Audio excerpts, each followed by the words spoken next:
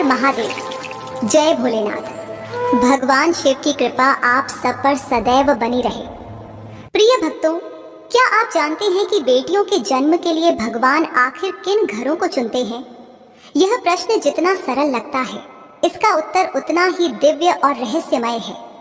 क्योंकि बेटी का जन्म सिर्फ एक परिवार की खुशी नहीं, बल्कि ईश्वर के एक दृश्यमान संकेत का प्रकट होना होता है। कहते हैं कि जब किसी घर में करुणा कम पड़ने लगे, जब किसी दिल का पत्थर फूल बनने की प्रतीक्षा कर रहा हो, जब किसी परिवार को बदलने की जरूरत ईश्वर महसूस कर ले, तब वे एक बेटी भेजते हैं। लेकिन यह चयन कैसे होता है? माता पार्वती ने एक दिन कैलाश पर यही प्रश्न महादेव से पूछा था, स्वामी, आप किन घरों को अपनी बेटियों का सौभाग्य देते हैं? और महादेव का उत्तर इतना हृदय स्पर्शी था कि कैलाश की हवाएं थम गई, गंगा की धारा कुछ क्षण के लिए शांत हो गई और देवताओं तक ने अपनी सांसें रोक ली। भक्तों, आज की कथा आपको वह रहस्य सुनाएगी जिसे सुनकर आप समझ जाएंगे कि बेटी का जन्म न कोई संयोग है, न कोई दुर्घटना, वह ईश्वर का लिया हुआ निर्णय है, एक दिव्य आदेश, एक चुना हुआ वरदान। आज की कथा उसी दिव्य रहस्य को उजागर करती है कि बेटी वहां नहीं आती जहां लोग चाहते हैं। बेटी वहां जन्म लेती है जहां भगवान अपनी कृपा और परिवर्तन का प्रकाश भेजना चाहते हैं। भक्तों, इस कथा को अंत तक अवश्य सुनिए, क्योंकि यह कथा आपके दिल को छू जाएगी, आपकी सोच बदल देगी और आपको समझ आएगा कि बेटी बोझ नहीं, भगवान की सबसे कीमती नेमत होती है। कैलाश पर्वत की चोटियों पर उस दिन एक अजीब सी निस्तब्धता छाई हुई थी, जैसे पूरे ब्रह्मांड ने अपने श्वास रोक लिए हों। मंद बर्फबारी के बीच माता पार्वती शांत भाव से बैठी थी, पर उनके शांत चेहरे के पीछे एक गहरी पीड़ा छिपी थी, एक ऐसी पीड़ा जिसकी वजह वे लाख छुपाना चाहती थी, पर छुपा नहीं पा रही थी, क्योंकि पृथ्वी पर उन्होंने कुछ ऐसा देखा था जिसने उनके हृदय को झकझोर दिया था। बात बस इतनी सी थी कि एक छोटे गांव में एक गरीब दंपति ने अपनी नवजात बेटी को ठंडी निगाहों से देखा और पिता ने निराशा से भरी आवाज में कहा, बेटी हो गई, भगवान जाने अब क्या होगा, हमारे घर तो बोझ उतर आया। और माँ ने आंसू पोंछते हुए कहा, क्यों भगवान, क्यों बेटी दी? बेटा होता तो घर का सहारा बनता। यह दृश्य पृथ्वी पर चल रहा था, पर उस व्यथा की लहरें सीधा माता पार्वती के हृदय तक पहुंची थी। वे उस दृश्य को बार बार अपनी आंखों में पुनः देख रही थी और हर बार उनका मन और भी अधिक द्रवित हो रहा था, क्योंकि उनके लिए हर बेटी एक फूल थी, हर बेटी एक पूजा थी, हर बेटी भगवती का अंश थी और उसे बोझ कहे जाना उन्हें भीतर से कचोट रहा था। उसी पीड़ा में डूबी वे महादेव के पास आईं, जो अपने त्रिशूल के सहारे बैठकर ब्रह्मांडीय नाद में लीन थे। उनके जटाओं पर हिम की हल्की परत जमी थी और आंखों में अनंत गहराई थी। पार्वती उनके सामने खड़ी रही, पर कुछ बोल नहीं पाई। उनके मौन में ही इतनी गहरी व्यथा थी कि महादेव ने अपनी समाधि तोड़ी और धीरे से बोले, देवी, तुम्हारे मन में कौन सा तूफान उठ रहा है? पार्वती की आंखें भर आईं और वे गुरुतर स्वर में बोली, स्वामी, मैं जानती हूँ कि दुनिया में दुख है, समस्याएं हैं, सामाजिक रूढ़ियां हैं, परंतु आज जो मैंने देखा उसने मेरे अस्तित्व को ही कंपा दिया है। महादेव शांत भाव से बोले, क्या देखा तुमने देवी? पार्वती ने कांपते स्वर में कहा, धरती पर एक घर में बेटी जन्मी, पर घर में रोशनी नहीं, मातम था। बेटी का जन्म उनको बोझ लगा, बेटा न होना दुर्भाग्य लगा। और मैं सोच रही हूँ स्वामी, क्या मानव इतना अंधा हो चुका है कि उसे बेटी का मूल्य भी दिखना बंद हो गया है? क्यों लोग नहीं जानते कि बेटी का जन्म कभी संयोग नहीं होता? क्यों लोग नहीं जानते कि जन्म तो हम चुनते हैं, हम, आप और मैं? पार्वती की आवाज दर्द में डूब रही थी। स्वामी, क्या सच में लोग यह नहीं समझते कि बेटी में मेरा ही अंश होता है? क्या सच में लोग यह नहीं जानते कि बेटी तो वही लेकर जाती है जो बेटा नहीं ले जा सकता? संस्कार, करुणा और वह प्रकाश जो घरों को उजाला देता है। महादेव कुछ क्षण मौन रहे, फिर उन्होंने अपनी त्रिनेत्रीय दृष्टि से ब्रह्मांड में झांका, जैसे वे समय की परतों को खोल रहे हों। वे शांत स्वर में बोले, देवी, तुम्हारा प्रश्न साधारण नहीं, यह युगों का प्रश्न है और इसका उत्तर भी साधारण नहीं। इसलिए आज मैं तुम्हें वह रहस्य बताऊंगा जो बहुत कम लोगों को ज्ञात है। वह रहस्य कि हम कौन से घर चुनते हैं और क्यों चुनते हैं, जहां बेटियों को भेजा जाता है। पार्वती ने उत्सुक और व्याकुल आंखों से महादेव की ओर देखा, पर उनसे पहले ही एक धीमी आहट कैलाश की चोटी पर सुनाई दी। वह नंदी थे, जो दूरी से ही माता पार्वती की पीड़ा को महसूस कर चुके थे। उन्होंने हाथ जोड़कर कहा, माता, यदि आप अनुमति दें तो मैं भी इस दिव्य रहस्य को सुनना चाहता हूँ, क्योंकि पृथ्वी पर जो अज्ञान फैला है वह हृदय को चीरता है। महादेव ने नंदी को पास बैठने का संकेत दिया। तभी गणपति भी आ गए। वे भी चकित थे। माँ, कौन सा प्रश्न आपको इस तरह विचलित कर रहा है? और पार्वती ने अपने पुत्र के सिर पर हाथ फेरते हुए कहा, बेटा, यह प्रश्न बेटी के जन्म का है और माँ होने के नाते मैं जानती हूँ बेटी का मूल्य क्या होता है, पर धरती वाले उसे क्यों नहीं समझते, यही पीड़ा मुझे खा रही है। महादेव ने अपनी जटाओं को पीछे करते हुए एक गहरी सांस ली और बोले, देवी, तुमने जो देखा वह दुखद है, पर यह पहली बार नहीं हुआ और न ही अंतिम बार होगा, क्योंकि मनुष्य अपनी सीमित दृष्टि से जन्म को देखता है, जबकि हम अनंत दृष्टि से। मनुष्य बेटा चाहता है ताकि वह उसका सहारा बने, पर वह यह नहीं जानता कि बेटा पैदा करना उसकी इच्छा है, बेटी भेजना हमारा निर्णय है। यह सुनकर पार्वती चौंक गई। स्वामी, क्या सच में ऐसा है? क्या सच में बेटी का जन्म आप चुनते हैं? महादेव ने धीमे से मुस्कुराकर कहा, देवी कोई आत्मा संयोग से नहीं भेजी जाती। हर बेटी एक दिव्य दूत होती है। हर बेटी वहीं जन्म लेती है जहां अंधकार को चीरने के लिए प्रकाश की आवश्यकता होती है, जहां सोच को बदलने की आवश्यकता होती है, जहां कठोरता को पिघलाने के लिए करुणा की जरूरत होती है, और सबसे बड़ी बात, जहां माँ बाप को ये सिखाने की जरूरत होती है कि ईश्वर का वरदान जन्म का रूप देखकर नहीं, हृदय के कर्मों से जाना जाता है। पार्वती की आंखों में आंसू चमक उठे। स्वामी, तो फिर वे लोग बेटी को बोझ क्यों कहते हैं? क्यों उसकी कद्र नहीं करते? क्यों सोच नहीं पाते कि बेटी ही घर की असली सुमित्रा है? महादेव ने पार्वती के हाथों को थामते हुए कहा, देवी, मनुष्य की सोच को बदलने में समय लगता है और अक्सर वही घर बेटी पाता है जहां सोच बदलने की सबसे अधिक आवश्यकता होती है। जब घर में बेटा आता है तो घर बढ़ता है, पर जब बेटी आती है तो घर चलता है, घर संभलता है, घर सीखता है। बेटी ईश्वर का पाठ है जिसे मनुष्य अक्सर पढ़ नहीं पाता। पार्वती बोले, स्वामी, पर क्या सभी बेटियां दिव्य उद्देश्य लेकर आती हैं? महादेव बोले, हाँ देवी, बस मनुष्य पहचान नहीं पाता। तुमने अभी जिस बच्ची को देखा, क्या तुम जानती हो कि वह साधारण आत्मा नहीं है? पार्वती के चेहरे पर आश्चर्य उभरा।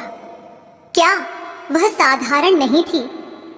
महादेव ने अपना तीसरा नेत्र आधा खोला, केवल इतना कि दिव्य प्रकाश फूटा नहीं, पर सत्य की किरणें झलक उठी।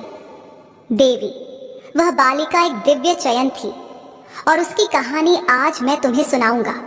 उसकी कहानी में तुम्हारे सारे प्रश्नों का उत्तर छुपा है। पार्वती ने अधीर स्वर में पूछा, कौन सी कहानी स्वामी? महादेव ने गहरी आवाज में कहा, उस बच्ची का नाम है गौरी। उसे हमने ही चुना था। उसका जन्म साधारण नहीं था, उसका जीवन साधारण नहीं होगा, और जिस घर में वह जन्मी है वह घर भी साधारण नहीं। उस घर में अंधकार था और हमने उस अंधकार में प्रकाश भेजा है। देवी, आज मैं तुम्हें उस घर की पूरी कथा सुनाऊंगा, क्योंकि वही कथा पृथ्वी को समझाएगी कि बेटी कहाँ क्यों भेजी जाती है। महादेव ने कहानी के प्रथम अध्याय का द्वार खोला। यह कथा है उस लड़की की जिसे दुनिया बोझ समझेगी, पर जिसे हमने तुमसे भी अधिक करुणामयी बनाकर पृथ्वी पर भेजा है, ताकि वह साबित कर दे कि बेटी बोझ नहीं, प्रकाश है। माता पार्वती उत्सुक, व्याकुल और कहीं ना कहीं भीतर से दुखी थी, क्योंकि जिस प्रश्न ने उन्हें विचलित किया था उसका उत्तर जानने की उत्कंठा अब और अधिक गहरा चुकी थी।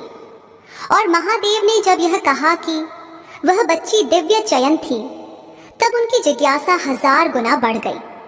वे थोड़ा आगे झुकी और बोली, स्वामी, मुझे बताइए, क्यों उसी घर में भेजी गई वह आत्मा, क्यों चुना गया वही परिवार, जहां उसका जन्म स्वागत नहीं बल्कि बोझ बनकर देखा गया। महादेव ने मंद मुस्कान के साथ कैलाश के ऊपर फैले ब्रह्मांड को देखा। उनके नेत्रों में वह गहराई दिखाई दे रही थी जिसमें अनगिनत युगों के रहस्य छिपे थे। और वे बोले, देवी, कभी कभी हमें किसी घर को उसके अंधकार से बाहर निकालने के लिए एक दीपक भेजना पड़ता है, और वही दीपक बेटी होती है। तुम पूछती हो कि हमने उसी घर को क्यों चुना, क्योंकि वह घर भीतर से टूट चुका था और उसे बचाने के लिए एक ऐसी आत्मा की आवश्यकता थी जो प्रेम, करुणा और त्याग के प्रकाश से उस टूटे हुए घर को फिर जोड़ सके। और यही गुण गौरी में थे। यह सुनकर पार्वती की जिज्ञासा और गहरी हो गई। उन्होंने पूछा, स्वामी, पर वह घर इतना टूटा हुआ कैसे था?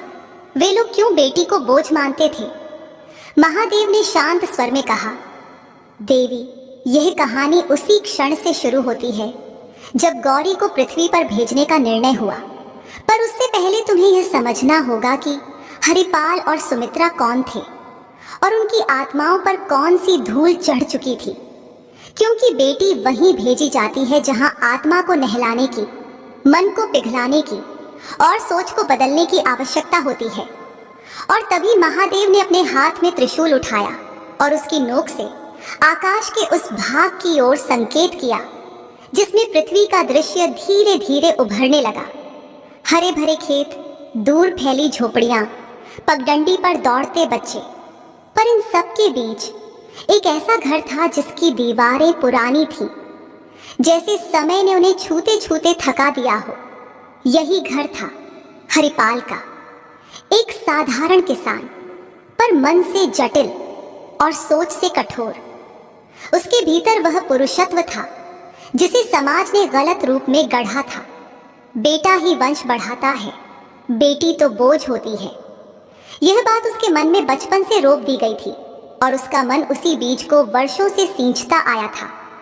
उसकी पत्नी सुमित्रा सरल, शांत और प्रेममयी थी, पर पति की इस सोच का भार उसके सीने पर वर्षों से दबा था। जब भी वह गर्भवती होती, उसका मन डरता था कि कहीं बेटी न हो जाए, क्योंकि बेटी होने का अर्थ था ताने, समाज का डर, गरीबी का हवाला और पति की निराशा। वह गर्भ के साथ साथ एक अदृश्य डर भी ढोती थी जिसे वह किसी से कह नहीं पाती थी। पार्वती यह सब देख रही थी। उनका हृदय भर आया। स्वामी, ये औरत कितनी पीड़ित है, क्या वह कभी खुशी से मां बन पाई? महादेव ने धीरे से कहा, यही तो कारण था कि उसे एक ऐसी संतान चाहिए थी जो उसके जीवन के अंधेरे को प्रेम से भर दे, उसे यह एहसास करवाए कि मां होना किसी श्राप का नहीं, आशीर्वाद का नाम है। और वही बच्ची गौरी थी। फिर महादेव ने आगे कहा, पर देवी, यह सिर्फ मां की कहानी नहीं, पिता की भी कहानी है। हरिपाल भीतर से बुरा नहीं था, पर उसकी सोच जकड़ी हुई थी। उसके पिता ने भी उसे यही सिखाया था कि बेटा वंश बढ़ाता है, नाम रखता है, संपत्ति बचाता है। यह सोच पीढ़ियों से उस परिवार के भीतर घूम रही थी। इसलिए जब गौरी का जन्म हुआ तो घर में रोशनी नहीं आई, बल्कि घर में एक बूंद अंधकार और बढ़ गया। और तब तुम्हारा हृदय क्यों न दुखता? तुम तो मां हो, तुम जानती हो कि बेटी भगवान का स्पर्श होती है। पार्वती बोली, तो क्या हरिपाल जैसे लोग बदल सकते हैं? महादेव ने कहा, हाँ देवी, पर उन्हें बदलने के लिए जीवन में एक ऐसी आत्मा का प्रवेश होता है जो धीरे धीरे प्रेम से, त्याग से और अपने अस्तित्व की रोशनी से उनके भीतर का अंधकार पिघलाती है। और वही आत्मा होती है बेटी। अब दृश्य बदलने लगा। महादेव ने पृथ्वी का एक और दृश्य दिखाया। हरिपाल का घर गौरी के जन्म के 3 वर्ष बाद। छोटी गौरी आंगन में बैठी थी मिट्टी से खेल रही थी, पर उसके खेल में भी एक करुणा थी। वह मिट्टी के 2 छोटे घर बनाती थी और फिर उन घरों को एक साथ जोड़ देती थी। उसने मिट्टी की एक छोटी गुड़िया बनाई और उसे अपनी गोद में लेकर झुलाने लगी। यह दृश्य देखकर पार्वती मुस्कुराई। स्वामी, इतनी छोटी उम्र में भी उसके भीतर मां का स्पर्श है, यह साधारण नहीं। महादेव बोले, गौरी वह आत्मा है जिसे हमने स्वर्गलोक की विशिष्ट सभा में चुना था। पार्वती उत्सुकता से बोली, स्वर्ग की सभा? कौन सी सभा? और फिर महादेव ने वह दिव्य रहस्य खोलना शुरू किया। उन्होंने कहा, जब किसी घर पर अंधकार बढ़ जाता है, जब किसी घर में करुणा समाप्त होने लगती है, जब किसी परिवार में कठोरता और अहंकार इतना बढ़ जाए कि उसे तोड़ने वाला कोई प्रकाश न रहे, तब स्वर्ग में एक विशेष सभा होती है। वह सभा सिर्फ देवताओं की नहीं, बल्कि उन दिव्य आत्माओं की होती है जिन्हें जन्म के लिए चुना जाता है। उसी सभा में हमने गौरी को चुना था। कैलाश की हवा जैसे रुक गई। पार्वती ने आंखें फैलाकर पूछा, गौरी को कैसे चुना गया? वह आत्मा कौन थी? महादेव बोले, वह आत्मा साधारण कभी थी ही नहीं। वह पूर्व जन्मों में भी एक करुणामयी आत्मा थी, जिसने दूसरों के लिए अपना जीवन त्याग दिया था, जिसने भूमि, पशु, पक्षियों तक को प्रेम दिया था। ऐसी आत्मा दुर्लभ होती है देवी, और जब कोई घर प्रेम खो देता है, तब उसी घर में ऐसी आत्मा भेजी जाती है ताकि वह प्रेम को पुनर्जीवित करे। पार्वती ने आश्चर्य से कहा, तो गौरी का जन्म सिर्फ परिवार की जरूरत नहीं, बल्कि कर्मों की भी परिणति था। महादेव बोले, हाँ, यही तो सत्य है। बेटी का जन्म कभी एक घर का नहीं होता, वह पूरे कुल, पूरे वंश और कभी कभी पूरे गांव का भाग्य बदलने आती है। अब दृश्य फिर बदला। महादेव ने स्वर्गलोक की वह सभा दिखाई जहां गौरी को चुना गया था। सप्तऋषि उपस्थित थे, अप्सराएं खड़ी थी और मध्य में एक हल्की सी नीली रोशनी चमक रही थी। वही गौरी की आत्मा थी। वह छोटी सी कोमल सी रोशनी आगे आई और बोली, प्रभु, जिसे भी मेरी आवश्यकता है मैं वहां जाऊंगी। उसकी आवाज में जो दृढ़ता थी, उसने पार्वती के हृदय को छू लिया। महादेव ने उस समय उससे कहा था, पृथ्वी पर दर्द बहुत है बालिके, क्या तुम उसके लिए तैयार हो? आत्मा ने उत्तर दिया, दर्द ही तो प्रेम को जन्म देता है प्रभु। जहां दर्द होगा वहीं मैं प्रेम ले जाऊंगी। पार्वती भावुक हो गई। स्वामी, इतनी छोटी आत्मा, इतना बड़ा संकल्प। महादेव बोले, देवी, बेटी इसलिए वरदान होती है क्योंकि वह आत्मा जन्म से ही करुणामयी होती है।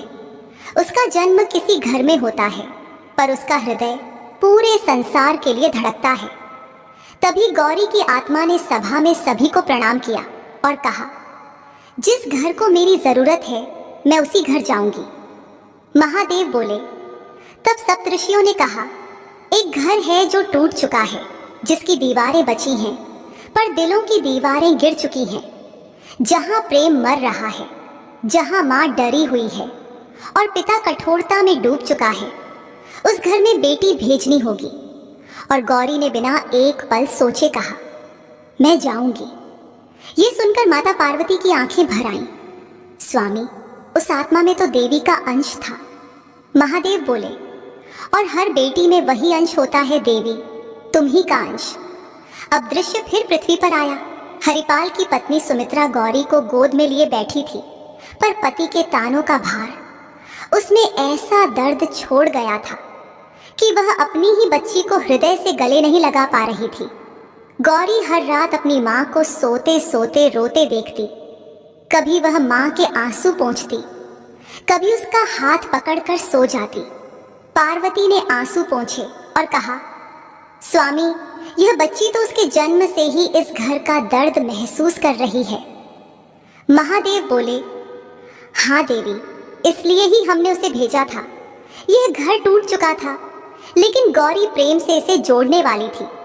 पर अभी लंबी तपस्या बाकी थी, क्योंकि बेटी का मूल्य तभी समझ में आता है जब समय उसे चमकने देता है। फिर महादेव ने पार्वती की ओर देखा और बोले, देवी, अब कथा का वह अध्याय शुरू होता है जहां इस बच्ची का भाग्य घर को बदलना शुरू करता है। पर वह मार्ग आसान नहीं था। दुनिया की निर्दयता, समाज के ताने, गरीबी की चोट, पिता की कठोर सोच, इन सब के बीच एक नन्ही बच्ची कैसे प्रकाश बनेगी, यह तुम्हें अभी देखना होगा। पार्वती शांत खड़ी थी, आंखों से बह रही करुणा की धारा, और महादेव ने अगले अध्याय का द्वार खोला। माता पार्वती के हृदय में एक बेचैनी की गर्माहट फैल चुकी थी, क्योंकि महादेव ने यह कहकर कि अब सब कुछ बदलने वाला है, वास्तव में कहानी का ऐसा दरवाजा खोला था जिसमें एक मासूम बच्ची का संघर्ष, उसके आंसू, उसकी तपस्या और उसके भीतर छिपी दिव्यता की परतें खुलने वाली थी। पार्वती की आंखें उस दृश्य पर टिकी थीं जो अब महादेव के संकेत पर पृथ्वी पर खुल रहा था। हरिपाल का घर, जहां गौरी अब 5 वर्ष की हो चुकी थी, पर 5 वर्ष की उम्र में भी उसके चेहरे पर एक असाधारण चमक थी, जैसे उसके भीतर कोई छुपा हुआ तेज था। माता सुमित्रा उसी पुरानी चौकी पर बैठकर सब्जी काट रही थी, और हरिपाल बाहर से खेत की थकान लेकर आते हुए भी गौरी पर एक ठंडी नजर डालकर अंदर जाता था। उस नजर में प्रेम नहीं था, बल्कि काश बेटा होता का वही कड़वा भाव था जो उसके मन में वर्षों से पला था। पार्वती ने यह देखकर लंबी सांस ली और धीरे से बोली, स्वामी, यह बच्ची इस कठोर वातावरण में कैसे प्रेम बांटेगी? उसके नन्हे मन को पिता की यह अवहेलना कैसे तोड़ेगी नहीं? महादेव ने शांत स्वर में कहा, देवी दिव्य आत्माएं टूटने नहीं आती, वे टूटे हुए को जोड़ने आती हैं। गौरी का मन मजबूत है क्योंकि उसकी आत्मा मजबूत है, पर हाँ, उसे भी दर्द होगा, और उसी दर्द से वह प्रकाश निकलेगा जिससे यह घर बदलेगा। अब दृश्य और गहरा हो गया। गौरी अपनी माँ के पास आई और धीरे से बोली, माँ, आज फिर पिताजी ने मुझे देखा भी नहीं। मैंने खेत के लिए पानी भी भरा था, पर उन्होंने कुछ कहा ही नहीं। क्या मैं इतनी बुरी हूँ? यह सुनकर सुमित्रा का हृदय फट गया। वह अपनी बच्ची को गले लगाना चाहती थी, पर अपने पति के डर ने उसे वर्षों से बांध रखा था। उसने बस इतना कहा, नहीं बेटी, तू अच्छी है, बहुत अच्छी है, पिताजी बस परेशान रहते हैं। पर उसके शब्दों में सच्चाई कम, सांत्वना अधिक थी, और गौरी ने अपनी माँ की आंखों में छिपा दर्द पढ़ लिया। वह कुछ नहीं बोली, बस अपनी माँ का दुपट्टा पकड़कर बैठ गई। यह देखते हुए पार्वती की आंखें भर आईं। स्वामी, इतनी छोटी उम्र में भी वह दूसरों का दर्द समझ रही है, यह तो स्पष्ट रूप से दिव्यता का संकेत है। महादेव बोले, दिव्यता हमेशा आंसुओं से निखरती है देवी, इसीलिए हमने उसे इस घर में भेजा जहां उसे दुख भी मिलेगा, और वही दुख उसे और मजबूत बनाएंगे। तभी दृश्य बदल गया। दोपहर की तेज धूप में गौरी अपनी छोटी टोकरी लेकर घर 2 के बाहर बैठी थी। वह गांव के छोटे बच्चों को अपने घर में बना खाना बांट रही थी। वह खुद भूखी थी, पर बच्चों को खिलाते हुए कह रही थी, लो, तुम खा लो, तुम खेलते खेलते थक गए होगे।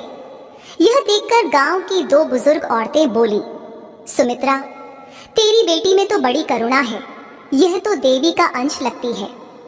पर हरिपाल ने घर के अंदर से यह सुनते ही गुस्से में कहा, देवी का अंश बेटी होकर? अरे बेटी का जन्म कोई वरदान नहीं, बस खर्चा ही खर्चा।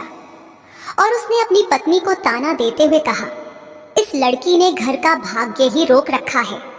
पार्वती ने यह सुना और उनके भीतर का मां का हृदय पिघल गया। स्वामी, यह पुरुष कितना अंधा है, इतनी मासूम बच्ची में भी उसे दोष दिख रहा है। महादेव ने गहरी आवाज में कहा, और यही अंधकार था देवी, जिसे मिटाने के लिए हमने गौरी को भेजा था। अब दृश्य तेजी से आगे बढ़ा। गौरी की उम्र अब 7 वर्ष थी। वह गांव के छोटे मंदिर में जाकर देवी की मूर्ति साफ करती, दीपक जलाती और मंदिर में आने वाले वृद्धों को पानी पिलाती। पुजारी ने एक दिन उससे पूछा, बेटी, तू मंदिर में इतना काम क्यों करती है? गौरी ने मुस्कुराकर कहा, मुझे लगता है कि मैं यहाँ आकर किसी से बात कर सकती हूँ, और जो भी यहाँ है वह मेरी बात सुनता है। पुजारी मुस्कुराए। तू बहुत अच्छी बच्ची है। लेकिन उसी शाम हरिपाल ने गौरी को मंदिर से लौटते देखा और गुस्से में बोला, लड़की होकर मंदिर में क्या कर रही थी? लड़की का काम घर में मदद करना है, बाहर घूमना नहीं। गौरी ने डरते डरते कहा, पिताजी मैं तो बस। हरिपाल चिल्लाया, बस बस करती रहती है, तुझसे कोई काम ढंग से नहीं होता। सुमित्रा ने गौरी को छुपा लिया, पर उसे खुद भी मार खाने का डर था। उस रात गौरी अकेले छत पर बैठी थी और आसमान की ओर देखकर धीरे से बोली, अगर सच में ऊपर कोई है तो बस इतना बता दो कि मैं बुरी नहीं हूं, मैं क्यों पैदा हुई। यह सुनकर पार्वती का दिल जैसे थम गया। उन्होंने महादेव का हाथ पकड़कर कहा, स्वामी, यह बच्ची तो अपने जन्म के उद्देश्य पर ही प्रश्न कर रही है। क्या यह उचित है? क्या उसकी परीक्षा इतनी कठिन? महादेव शांत थे, पर उनकी आंखों में गहरी चमक थी। देवी, कोई आत्मा तब तक दिव्य नहीं बनती जब तक वह अपना उद्देश्य स्वयं न खोज ले। यही वह क्षण है जहां से गौरी का प्रकाश शुरू होता है। अचानक दृश्य फिर बदला। गांव में महामारी फैलने लगी, लोग बीमार पड़ने लगे और हरिपाल भी बुरी तरह बीमार हो गया। सुमित्रा रो रो कर थक गई और गांव के लोग उनके घर के पास आने में भी डर रहे थे। पर गौरी, सिर्फ 7 साल की बच्ची, अपने पिता के सिर पर ठंडा पानी रखती, उसके लिए काढ़ा बनाती और भूखे पेट 2-2 दिनों तक उसकी सेवा करती रही। जब बीमारी बढ़ी तो गौरी घर से अकेली बिना कुछ खाए 4 किलोमीटर दूर वैद्य के पास गई। रास्ता कठिन था, पथरीला था, कुछ जगह पर कांटे थे जिससे उसके पांव कट गए, पर उसने पैरों से बहते खून की परवाह न की। वैद्य ने दवा दी और कहा, बेटी तू अकेले आई, तू तो देव कन्या है। गौरी मुस्कुराई, नहीं, मैं तो बस अपनी माँ और पिताजी को अच्छा करना चाहती हूँ। रात में जब वह घर लौटी तो उसके कपड़ों में धूल थी, पैरों से खून था, पर हाथ में दवा थी। उसने पिता के माथे पर दवा लगाई। 3 दिनों बाद हरिपाल की हालत सुधरने लगी और वह पहली बार गौरी को देखकर चुप रह गया। उसका गला सूख गया। वह समझ नहीं पा रहा था कि जिसे वह बोझ कहता था वही आज उसकी जान बचाने वाली थी। पर उसका अहंकार इतना बड़ा था कि वह गौरी से आंखें तक नहीं मिला पाया। माता पार्वती ने यह दृश्य देखा और धीमे से कहा, स्वामी, यह पुरुष कृतज्ञ क्यों नहीं होता? उसकी बच्ची ने उसे मौत के मुंह से निकाला है, फिर भी उसका मन नहीं बदल रहा। महादेव बोले, देवी परिवर्तन धीमे धीमे होता है, समय अब भी बाकी है, पर विश्वास करो, गौरी का प्रेम हर कठोरता को पिघला देगा। दृश्य आगे बढ़ा। अब गौरी 10 वर्ष की थी और गांव में उसकी बुद्धिमानी की चर्चा होने लगी थी। वह पढ़ाई में तेज थी, घर का काम भी करती थी और दूसरों की मदद भी। महिलाएं अक्सर कहती, सुमित्रा, तेरी बेटी तो किसी देविका से कम नहीं। पर हरिपाल अभी भी मन से नहीं बदला था। वह समाज के डर में जीता था। लोग क्या कहेंगे? बेटी बड़ी हो रही है, उसके खर्चे होंगे, शादी में बोझ होगा। एक दिन जब गौरी ने स्कूल में पहला स्थान प्राप्त किया और मास्टर जी उसे घर छोड़ने आए तो हरिपाल ने नाराज होकर कहा, लड़कियां पढ़कर क्या करेंगी, घर ही तो संभालना है। गौरी चुप रही, पर उसके भीतर एक आग जल उठी। मैं पढ़ूंगी, चाहे दुनिया कुछ भी कहे। उस रात माता पार्वती ने महादेव से पूछा, स्वामी, यह बच्ची इतनी मजबूत कैसे है? महादेव मुस्कुराए, क्योंकि उसकी आत्मा तुमसे शक्ति और मुझसे धैर्य लेकर गई है। और तभी जैसे कहानी का एक भारी मोड़ आने वाला हो, महादेव ने कहा, देवी, अब वह समय आने वाला है जब गौरी का पहला बड़ा संघर्ष शुरू होगा और उसके संघर्ष से ही हरिपाल का हृदय पहली बार दरकना शुरू होगा। पार्वती ने घबराकर पूछा, क्या होने वाला है स्वामी? महादेव की गहरी आवाज गूंजी, घर पर एक ऐसा संकट आने वाला है जो इस परिवार को तोड़ सकता था, पर वहीं गौरी का प्रकाश पहली बार सबसे अधिक चमकेगा। और इसी के साथ दृश्य अंधेरे में बदल गया। जैसे अगला अध्याय किसी भारी रहस्य को लेकर प्रतीक्षा कर रहा हो। माता पार्वती और गहराई से पृथ्वी के दृश्य में झुककर देखने लगी, क्योंकि महादेव के स्वर में जो गंभीरता थी वह संकेत दे रही थी कि अब कुछ ऐसा होगा जो न सिर्फ गौरी के जीवन की दिशा बल्कि उस पूरे घर की किस्मत बदल देगा। दृश्य धीरे धीरे उजला हुआ और पृथ्वी पर शाम ढलने लगी। गांव में हल्की सी धुंध, घरों के बाहर मिट्टी के चूल्हों से उठता धुआं, और उसी माहौल के बीच हरिपाल का घर चिंता में डूबा हुआ दिखाई देने लगा, क्योंकि उस दिन अचानक गौरी की मां सुमित्रा को तेज बुखार चढ़ा था और उनका शरीर तपते लोहे की तरह जल रहा था। वे बार बार बेहोश हो रही थी, पसीने से तर थी और उनकी सांसें अनियमित हो चुकी थी। हरिपाल घबराया हुआ इधर उधर टहल रहा था, पर उसकी घबराहट भय से उपज रही थी। उसके मन में लाख गलतियां हो, पर वह पत्नी को खोना नहीं चाहता था। गौरी अपनी मां का हाथ पकड़े बैठी थी, आंखों से आंसू बह रहे थे, पर हिम्मत नहीं टूट रही थी। वह बार बार अपनी मां के चेहरे को सहला रही थी और धीमे धीमे कह रही थी, मां उठो, तुम ठीक हो जाओगी, मैं हूं ना। सुमित्रा ने गौरी की उंगली थोड़ी सी हिलाई, पर वे फिर बेहोश हो गई। गौरी ने अपनी मां की सांसें धीमी होती देखी और वह बुरी तरह कांप गई। उसे लगा जैसे उसका पूरा संसार बिखर रहा है। हरिपाल ने गांव के वैद्य को बुलाने की कोशिश की, पर उस रात भयंकर बारिश शुरू हो गई। बिजली कड़क रही थी और गांव की पगडंडियां कीचड़ में बदल चुकी थीं।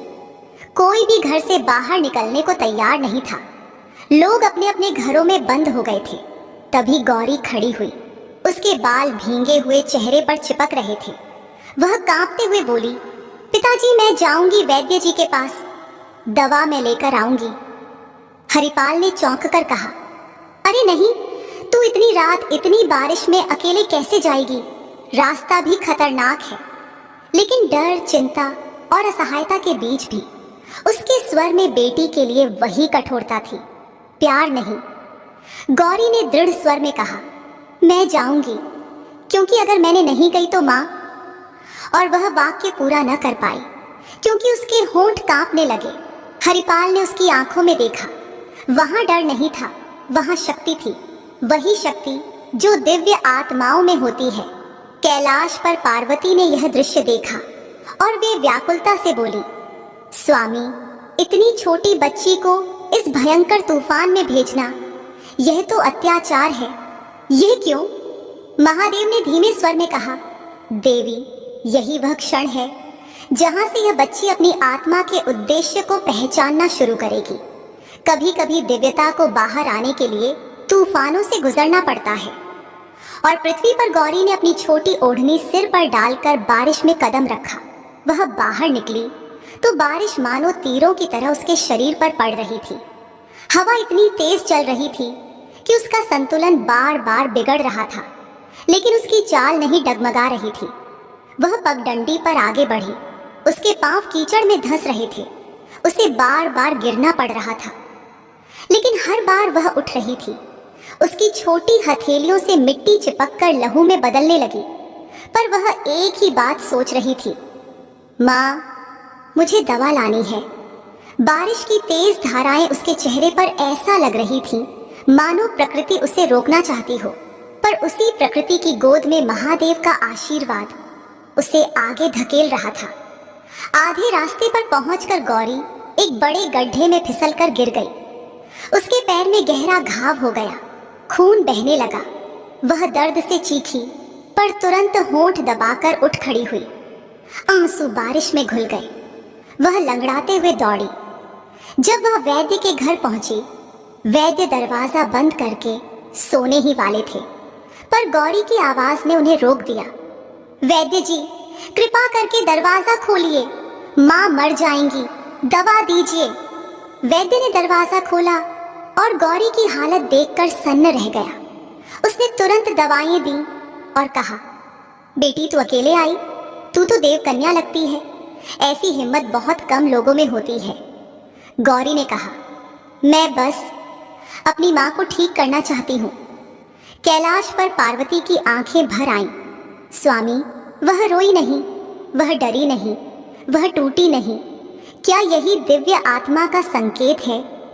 महादेव बोले, हाँ देवी, और यही कारण था कि हमने इसे वहीं भेजा जहां इसकी आवश्यकता सबसे ज्यादा थी।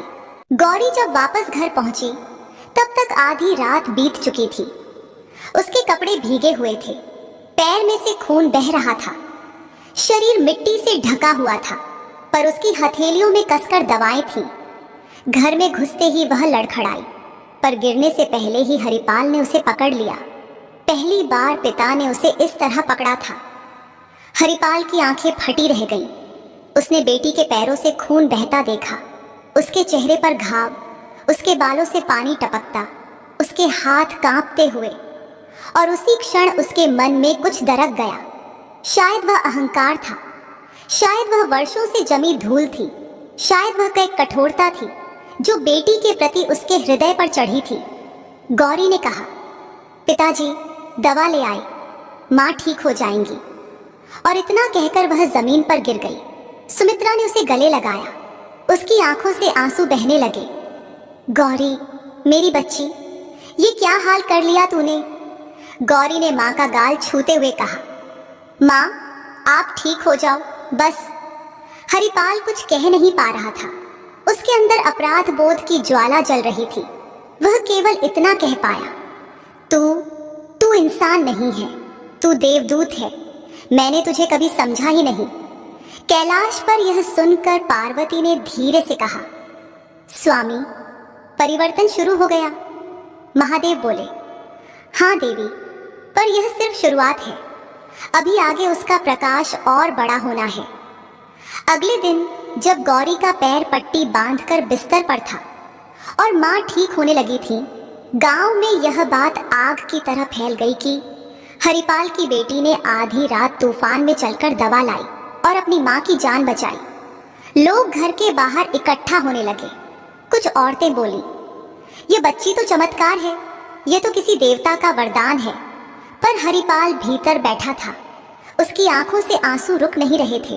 वह बार बार खुद से कह रहा था, मैंने इसे बोझ कहा और इसने मेरी दुनिया बचा ली। पार्वती ने यह जाना और बोली, स्वामी अब यह घर बदल जाएगा। महादेव बोले, धीरे धीरे, परिवर्तन अचानक नहीं आता, पर आज हरिपाल का हृदय पहली बार नरम हुआ है। अब समय है कि दुनिया उसे गौरी का मूल्य दिखाए। दृश्य बदला। गौरी अब 12 वर्ष की हो चुकी थी और उसकी समझदारी पूरे गांव में प्रसिद्ध थी। एक दिन गांव में बड़ा झगड़ा हुआ। दो परिवारों के बीच खेत की मेड़ को लेकर विवाद इतना बढ़ा कि मारपीट की नौबत आ गई। पंचायत ने बैठक बुलाई। बुजुर्ग एक दूसरे पर आवाजें उठा रहे थे। तभी गौरी वहां पहुंची और उसने सभी से कहा, आप लोग लड़ क्यों रहे हैं? थोड़ी सी जमीन के लिए इतना विवाद? आप सब एक ही गांव के हैं, आनंद से रहिए। सब हंस पड़े। अरे ये लड़की क्या सिखाएगी? पर गौरी ने अपने स्कूल की कॉपी निकालकर खेतों की माप दिखाई, साबित किया कि गलती किसकी थी। विवाद शांत हो गया। पंचायत के मुखिया ने कहा, इस लड़की में तो असाधारण समझ है, यह बेटा नहीं 10 बेटों के बराबर है। यह सुनकर हरिपाल के चेहरे पर गर्व की हल्की सी चमक आई, लेकिन वह अभी भी खुलकर स्वीकार करने की हिम्मत नहीं जुटा पा रहा था। उस रात गौरी भगवान के छोटे मंदिर में दीपक जला रही थी।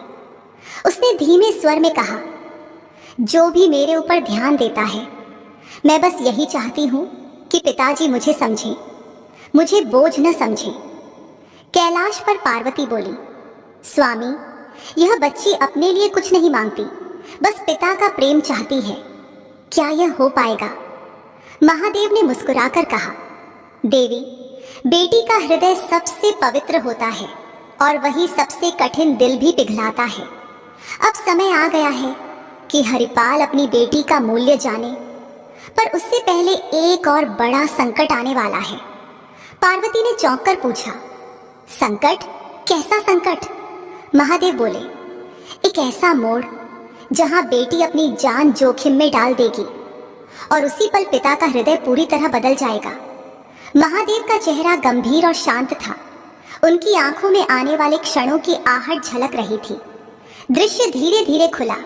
अब गौरी की उम्र 13 वर्ष हो चुकी थी। उसके चेहरे पर बचपन की मासूमियत और किशोर वय की दृढ़ता का मिश्रण था। वह हर सुबह मंदिर जाकर दीपक जलाती, फिर स्कूल जाती, घर के काम करती, पिता की खेतों में मदद करती और फिर गांव के बच्चों को ट्यूशन पढ़ाती। वह पूरे गांव के लिए एक नन्ही रोशनी बन चुकी थी। लेकिन उसके घर के भीतर अभी भी प्रेम की कमी थी। हरिपाल धीरे धीरे बदल रहा था, पर पूरी तरह नहीं। वह गौरी की बुद्धिमानी देखता, उसकी मेहनत देखता, उसकी करुणा देखता, लेकिन वर्षों से जमी समाज की सोच की धूल उसके हृदय को पूरी तरह साफ नहीं होने देती थी। और यही वजह थी कि गौरी आज भी पिता को देखकर एक अजीब सी दूरी महसूस करती थी। लेकिन उस सुबह एक ऐसी घटना ने सब कुछ बदल दिया, जिसका अंदाजा न गौरी को था न उसके पिता को। गांव में मंदिर के पीछे एक पुरानी हवेली थी जो वर्षों से जर्जर हालत में थी। लोग कहते थे कि हवेली के कुछ हिस्से कभी भी गिर सकते हैं। बच्चे अक्सर वहां खेलने जाते थे, लेकिन उस दिन अचानक गांव के दो छोटे बच्चे, सोनू और गुदिया, खेलते खेलते हवेली के अंदर जा पहुंचे। और तभी अचानक हवेली का ऊपरी हिस्सा चरमराने लगा। छत टूटने वाली थी, दीवारें झूलने लगी और दोनों बच्चे अंदर फंस गए। गांव वाले बाहर खड़े चिल्लाते रहे, कोई मत जाओ, हवेली गिर सकती है। पर कोई भी अंदर जाने की हिम्मत नहीं कर पाया। उसी समय गौरी वहां पहुंची। वह स्कूल से लौट रही थी। उसने बच्चों की चीख सुनी और बिना कोई प्रश्न किए, बिना किसी भय के, बिना किसी सोच के वह हवेली की ओर दौड़ पड़ी। पार्वती ने यह दृश्य देखा और भयभीत होकर बोली, स्वामी, यह बच्ची अंदर क्यों जा रही है? यह अपनी जान जोखिम में डाल देगी। महादेव ने धीमे स्वर में कहा, देवी, अभी वही समय है जब उसका प्रकाश सबसे गहराई से चमकेगा। उसकी आत्मा उसे रोक नहीं सकती। हवेली की दीवारें हिल रही थीं, कई हिस्सों से मिट्टी गिर रही थी। गौरी के पैरों के नीचे लकड़ियां टूट रही थीं, लेकिन उसने किसी चीज का ध्यान नहीं दिया। उसकी पूरी चेतना उन बच्चों पर केंद्रित थी। वह भागकर अंदर गई। उसकी आवाज गूंजी, सोनू, गुदिया, कहाँ हो? बच्चों की धीमी रोती हुई आवाज आई, दीदी, यहाँ, दीदी बचाओ। गौरी आवाज की दिशा में दौड़ी। तभी उसके सिर के ऊपर से भारी धूल गिरी। लकड़ी का एक टुकड़ा उसके कंधे पर आ लगा। उसने दर्द से आंखें कसकर बंद की, पर रुकी नहीं। बाहर गांव वाले चिल्ला रहे थे, अरे कोई इसे रोको, हवेली गिर जाएगी तब। पर कोई पास जाने की हिम्मत नहीं कर रहा था। गौरी ने बच्चों को एक कोने में पाया। दोनों कांप रहे थे, डर के मारे एक दूसरे से चिपके थे। गौरी ने उन्हें सहारा दिया और बोली, डरो मत, मैं हूं, चलो मेरे साथ। अचानक हवेली की छत जोर से दरकी। एक तेज धमाका हुआ और दीवार का बड़ा हिस्सा गिरकर उनके निकलने का रास्ता बंद कर गया। बाहर लोग दहशत से चिल्ला उठे। गौरी के चेहरे पर एक पल के लिए डर उभरा, पर अगले ही पल उसने खुद को संभाला। मैं तुम्हें यहां से निकालूंगी, वादा है। कैलाश पर पार्वती का हृदय धड़क रहा था। स्वामी, उसकी जान को खतरा है, क्या हम कुछ नहीं कर सकते? महादेव ने उनकी ओर देखा। उनकी आंखों में दिव्य स्थिरता थी। देवी, हर आत्मा की अपनी परीक्षा होती है। यह गौरी की परीक्षा है और वह इसे पार कर लेगी। हवेली के गिरने की आवाज तेज होने लगी। गौरी ने बच्चों को एक छोटे से छेद की ओर धकेला। तुम दोनों पहले बाहर जाओ, सोनू बोला। दीदी, तुम? गौरी ने उसे मजबूती से बाहर की ओर धकेलते हुए कहा, तुम दोनों निकलो, मैं पीछे आती हूँ। दोनों बच्चे एक एक करके बाहर निकल गए, पर गौरी के निकलने से ठीक पहले छत का एक बड़ा हिस्सा जोर से गिरा और गौरी उसमें फंस गई। उसके पैर पर भारी लकड़ी अटक गई। बच्चे बाहर चीखने लगे, दीदी, दीदी फंस गई। गांव वाले हड़कंप में थे। अब कोई नहीं बच सकता, हवेली पूरी तरह गिरने वाली है। हरिपाल भी दौड़ता हुआ भीड़ में आया। उसने सुना था कि हवेली में कुछ बच्चे फंस गए हैं, पर जब उसने सुना कि गौरी अंदर है, उसका दिल धड़कना ही भूल गया। वह लड़खड़ाते हुए हवेली के पास पहुंचा और जब उसने बच्चों को बाहर रोते देखा और गौरी को अंदर फंसा हुआ सुना। उसकी दुनिया एक पल में उलट गई। उसकी आंखें फटी रह गईं। मेरी गौरी अंदर है, मेरी बेटी अंदर है। यह पहली बार था जब उसने गौरी को मेरी बेटी कहा। पार्वती ने यह सुना और भावुक होकर बोली, स्वामी, उसकी कठोरता पिघल रही है। महादेव बोले, अभी पूर्ण रूप से नहीं, लेकिन यह वह क्षण है जहां उसका हृदय पहली बार खुला है। हरिपाल पागलों की तरह हवेली के अंदर घुसने लगा। मैं जा रहा हूं। लोगों ने उसे पकड़ लिया। अरे मर जाएगा, मत जा। हरिपाल चिल्लाया, मर जाऊंगा पर अपनी बेटी को नहीं मरने दूंगा। यह सुनकर पूरा गांव स्तब्ध रह गया। जिस आदमी ने वर्षों तक बेटी को बोझ कहा था, आज वही उसकी जान बचाने को, जान देने को तैयार था। हरिपाल किसी तरह गांव वालों से छूटकर अंदर पहुंच गया। अंधेरा था, धुआं था, लकड़ियां गिर रही थीं। उसने चीख कर कहा, गौरी! अंदर से गौरी की दर्द भरी आवाज आई। पिताजी, मैं यहाँ हूँ। हरिपाल आवाज की दिशा में दौड़ा। उसने गौरी को लकड़ी के नीचे दबा पाया। उसके कपड़े फटे हुए थे, बाल मिट्टी से भरे थे, पर उसका चेहरा शांत था। पिताजी, बच्चे सुरक्षित हैं। यह सुनकर हरिपाल फूट पड़ा। पगली, तूने अपनी जान क्यों दांव पर लगा दी? मैं तुझे खो नहीं सकता। गौरी ने अपनी बड़ी बड़ी आंखों से पिता की ओर देखा। पिताजी, अब तो आप मानते हैं कि मैं बोझ नहीं हूं। हरिपाल का दिल टूटकर बिखर गया। वह घुटनों पर गिर पड़ा। उसने बहते आंसुओं में कहा, नहीं गौरी, तू बोझ नहीं, तू मेरा गर्व है, मेरा भाग्य है। मेरी बेटी, मेरी रोशनी, मेरी पूंजी, जो मैंने जीवन में कमाई ही नहीं थी। कैलाश पर पार्वती की आंखों से आंसू बहने लगे। स्वामी, यह क्षण, यह परिवर्तन कितना पवित्र है। महादेव बोले, यही सत्य है देवी। बेटी वहीं जन्म लेती है जहां हृदय को पिघलाना हो, जहां सोच बदलनी हो, जहां कड़ा पत्थर भी फूल बनना हो। हरिपाल ने गौरी को उठाने की कोशिश की। लकड़ी का बोझ उसके हाथों में चुभ रहा था, पर वह दर्द भूल गया था। गांव वालों ने आकर उसकी मदद की। सभी ने मिलकर लकड़ी हटाई और गौरी को बाहर निकाला। बाहर निकलते ही हवेली पीछे से धड़ाम से गिर पड़ी। यदि कुछ और क्षण गौरी अंदर रहती तो बचना असंभव था।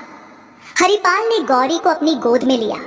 पहली बार, इतने वर्षों में पहली बार, और बिना परवाह किए कि कौन देख रहा है, वह अपनी बेटी को सीने से लगाए रो पड़ा। मुझे माफ कर दे गौरी, तूने मुझे जिंदगी भर के लिए शर्मिंदा कर दिया। मैंने तुझे नहीं समझा। मैंने अंधेरे में जीते हुए तेरे प्रकाश को नहीं पहचाना। गौरी ने आंसू पोंछते हुए कहा, पिताजी, अब सब ठीक है ना? हरिपाल ने उसके माथे पर चूमकर कहा, अब से सब ठीक होगा, क्योंकि तू मेरे जीवन की रोशनी है जो भगवान ने भेजी है। कैलाश पर पार्वती ने यह सुनकर सिर झुका दिया। स्वामी, अब यह घर बदल गया। महादेव ने मुस्कुराकर कहा, हाँ देवी, अब कहानी का आधा हिस्सा पूरा हुआ। अब अगले अध्याय में गौरी इस घर को सिर्फ प्रेम नहीं देगी, बल्कि यह घर गौरी को पहचान लेगा। और अब शुरू होगी बेटी के भाग्य की असली चमक। कैलाश पर्वत पर उस रात एक अलग ही शांति थी, जैसे स्वयं ब्रह्मांड यह देख रहा हो कि गौरी ने जिस घर में जन्म लिया था, वहां पहली बार प्रेम की लौ जली है।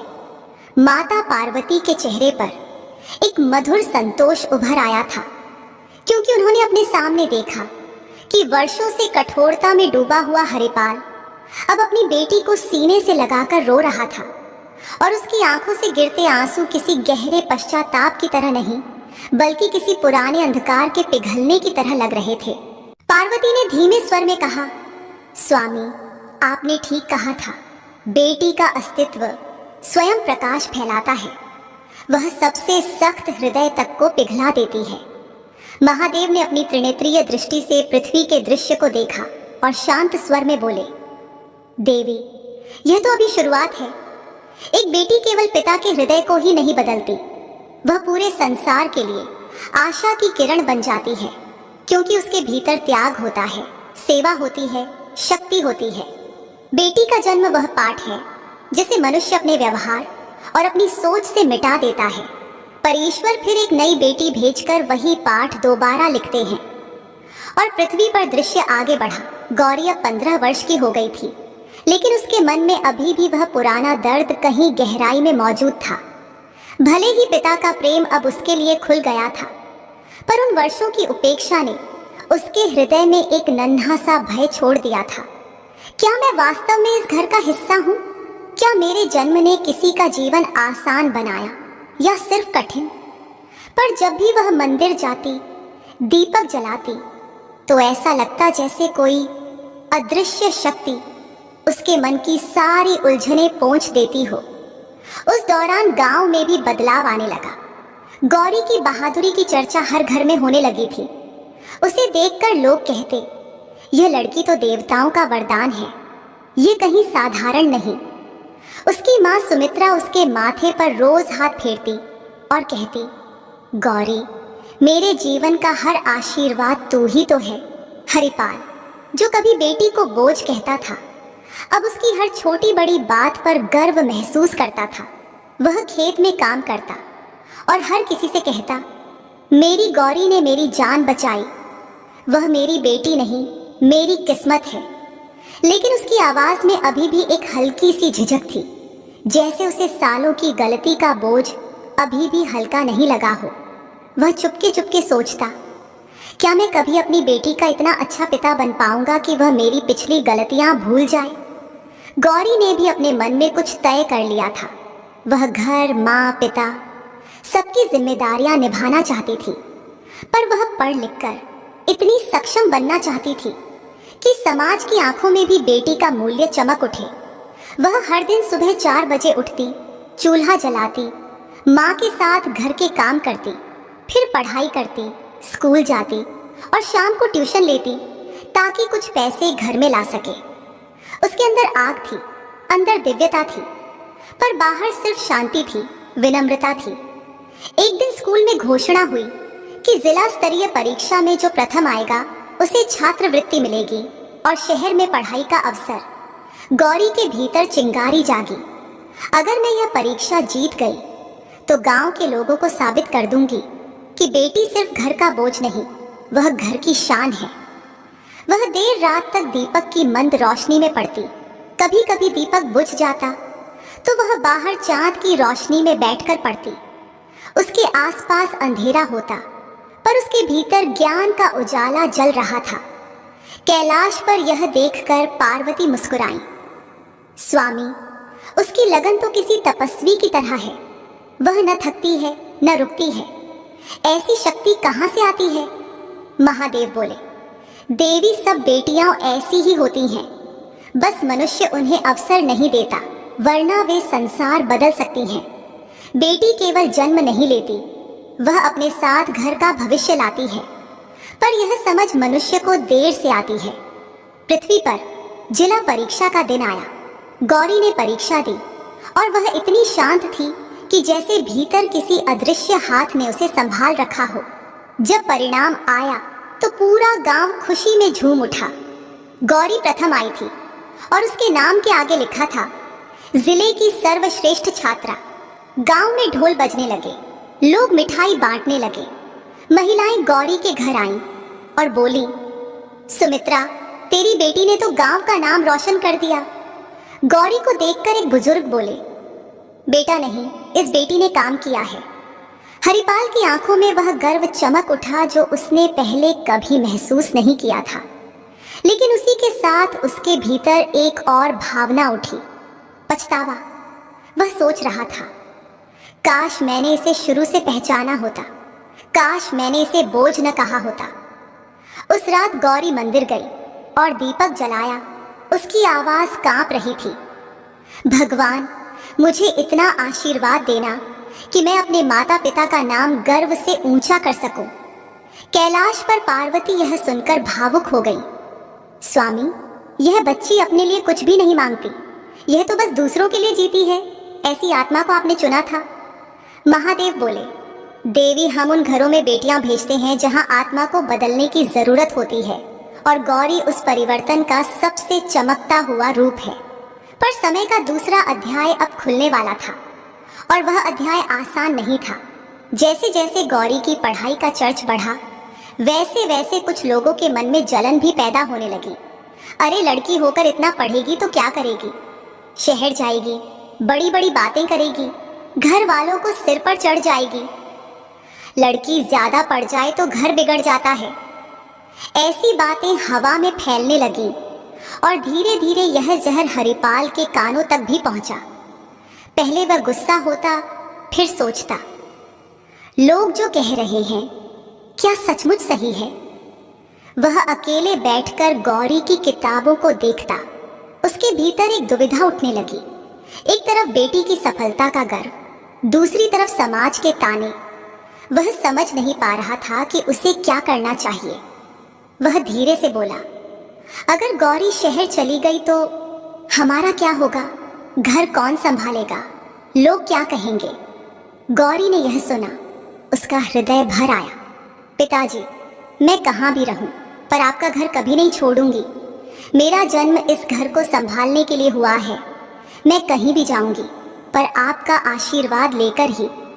यह कहकर उसने पिता के पैर छुए, पर पिता अपने संघर्ष में फंस गए। बेटी, ये समाज, ये लोग, क्या तुझे पता है कितनी बातें करेंगे।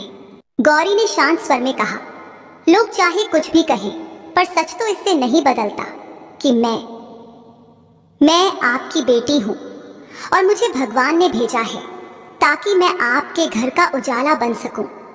कैलाश पर पार्वती ने यह सुना और उन्होंने महादेव का हाथ पकड़ा। स्वामी, अब तो यह घर पूरी तरह बदल जाना चाहिए, फिर ये नए संघर्ष क्यों। महादेव बोले, देवी मनुष्य की आदतें जल्दी नहीं बदलती, वे पल पल विचलित होते हैं। इसलिए बेटी तभी भेजी जाती है जब घर को परिवर्तन की लंबी यात्रा करनी हो। यह यात्रा अभी अधूरी है और गौरी अभी अपने असली उद्देश्य तक नहीं पहुंची। अचानक पृथ्वी का दृश्य और गंभीर हुआ। जिले के स्कूल ने गौरी को शहर में आगे पढ़ाई का निमंत्रण भेजा, साथ ही पूर्ण छात्रवृत्ति।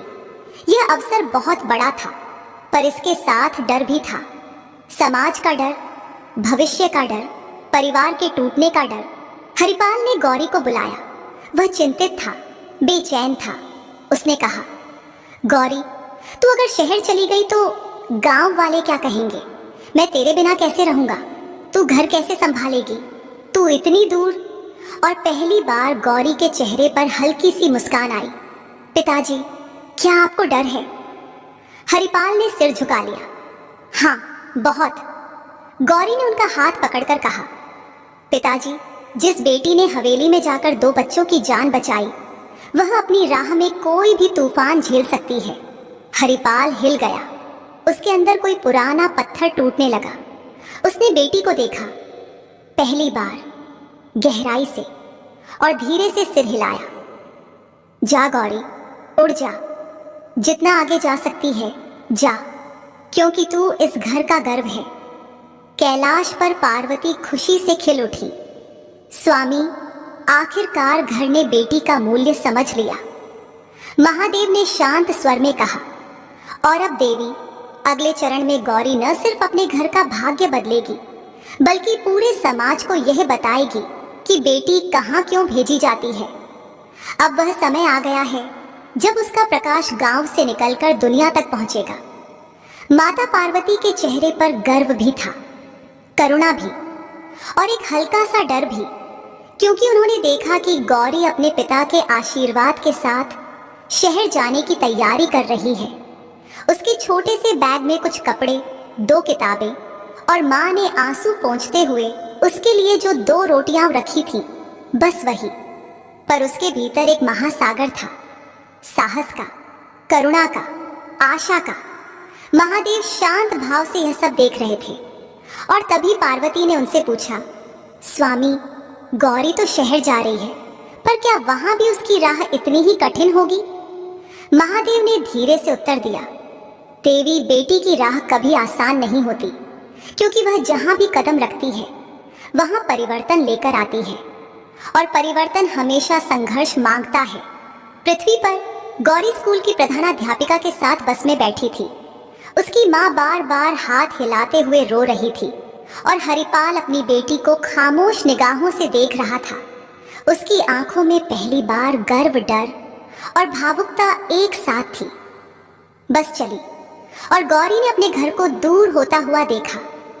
उसका दिल एक पल को डगमगाया, पर अगले ही क्षण उसने दीपक की लौ की तरह स्थिर होकर सोचा, मैं लौट कर आऊंगी और अपने माता पिता को गर्व महसूस कराऊंगी। बस पर्वतों, खेतों और जंगलों के बीच से गुजरती हुई शहर पहुंची। गौरी पहली बार इतनी ऊंची ऊंची इमारतें, इतनी दौड़ती सड़कें, इतनी तेज रोशनी देख रही थी। शहर का स्कूल बहुत बड़ा था। वहां सैकड़ों छात्र थे, बड़ी बड़ी प्रयोगशालाएं, किताबों से भरी लाइब्रेरी और हर चेहरे पर आत्मविश्वास का भाव। गौरी अंदर गई तो उसका मन थोड़ी देर के लिए कांप गया। क्या मैं योग्य हूं? क्या मैं यहाँ फिट हो पाऊंगी? पर फिर उसके मन में वही आवाज गूंजी, तुम दिव्य चयन हो, तुम रुकने या डरने के लिए नहीं भेजी गई हो। कैलाश पर पार्वती ने गौरी के चेहरे पर उभरती झिझक देखी। स्वामी, यह बच्ची इतनी दूर आ गई, पर क्या यह अकेलापन इसे तोड़ नहीं देगा? महादेव बोले, देवी, अकेलापन कमजोर आत्माओं को तोड़ता है, पर गौरी जैसी आत्माओं को और दृढ़ बनाता है। अभी देखना, यह शहर इस छोटी लड़की के लिए नया विश्वविद्यालय बनेगा। गौरी ने शहर में रहना शुरू किया। छोटा सा हॉस्टल कमरा, 2 अन्य लड़कियां, एक आयरन की चारपाई और खिड़की से दिखती शहर की रोशनी। रात को जब सब सो जाते, गौरी खिड़की पर बैठकर अपने गांव के तारे याद करती। कई बार उसकी आंखों से आंसू गिरते, पर वह हर बार कहती, मैं यहाँ इसलिए हूँ ताकि मैं घर का भविष्य बदल सकूं। स्कूल में पहले कुछ हफ्ते कठिन थे। कुछ लड़कियां उसका मजाक उड़ाती, गांव से आई है, ये क्या पहनकर आई है, हिंदी में बात करती है, अंग्रेजी नहीं आती। गौरी चुप रहती, पर उसके भीतर चोट लगती। वह रात को अपने बिस्तर पर लेटकर छत को देखती और बोलती, भगवान, मुझे बस हिम्मत देना।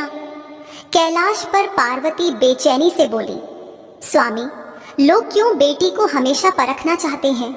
क्यों उसे हर स्थान पर कठिनाई दी जाती है? महादेव बोले, क्योंकि देवी, बेटियां भी ही सबसे अधिक शक्ति रखती हैं और शक्ति हमेशा परीक्षा से निखरती है। गौरी की आत्मा को निखरना है, उसे लोगों का दिल बदलना है। यह संघर्ष उसी प्रक्रिया का हिस्सा है। धीरे धीरे गौरी अपने क्लास में उत्कृष्ट होने लगी। उसकी गणित, विज्ञान और भाषा पर पकड़ अद्भुत थी।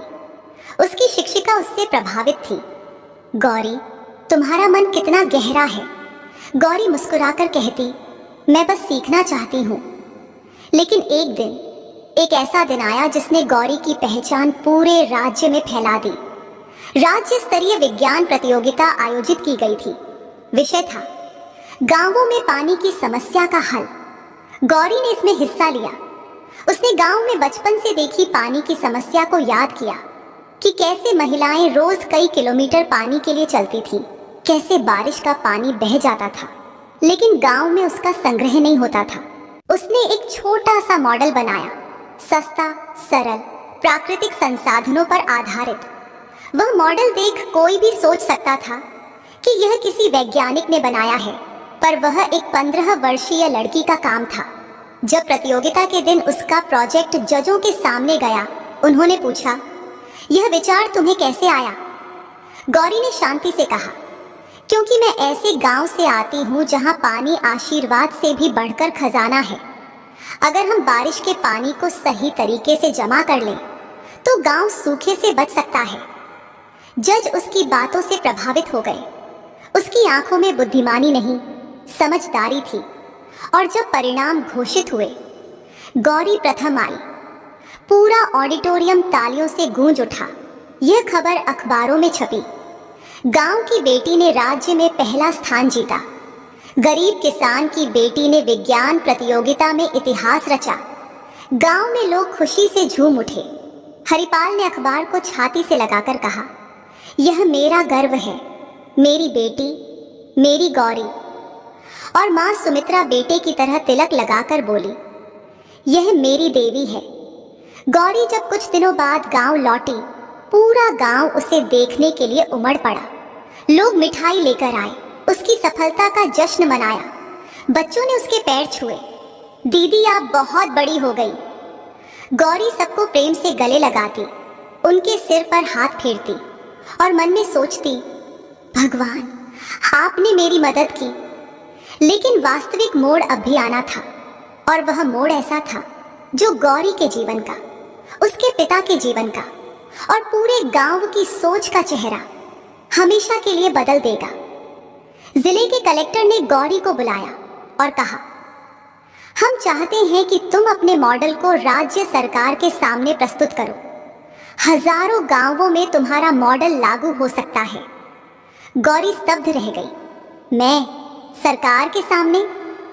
कलेक्टर ने कहा, हाँ गौरी, तुम चुन ली गई हो। कैलाश पर पार्वती उत्साह से बोली, स्वामी यह लड़की तो चमत्कार है, आज यह राज्य के सामने जाएगी। महादेव बोले, देवी यह लड़की किसी राज्य के लिए नहीं, इस पृथ्वी के विचारों के लिए भेजी गई है। इसका कार्य अब शुरू हुआ है। जब गौरी मंच पर पहुंची, उसके सामने राज्य के बड़े अधिकारी, मंत्री, वैज्ञानिक, पत्रकार और सैकड़ों लोग बैठे थे। वह कांप रही थी, पर अचानक उसे याद आया, वह पुरानी हवेली, वे चीखते बच्चे, उसका पिता, उसका गांव, उसकी माँ। उसने गहरी सांस ली और मंच के बीच जाकर बोली, मैं गौरी, एक छोटे गांव की बेटी, आज यहाँ सिर्फ एक प्रोजेक्ट लेकर नहीं आई हूँ, मैं अपने गांव की आवाज लेकर आई हूँ। पूरा हॉल शांत हो गया। गौरी ने विस्तार से बताया कि कैसे गांवों में छोटे छोटे उपाय से पानी की समस्या हल की जा सकती है। उसकी आवाज में मजबूती थी, पर उसकी बातों में विनम्रता थी। जब वह समाप्त हुई, पूरा हॉल खड़ा हो गया। लोग ताली बजा रहे थे, जोर जोर से। एक मंत्री ने कहा, गौरी तुम्हें राज्य की बाल वैज्ञानिक पुरस्कार से सम्मानित किया जाएगा।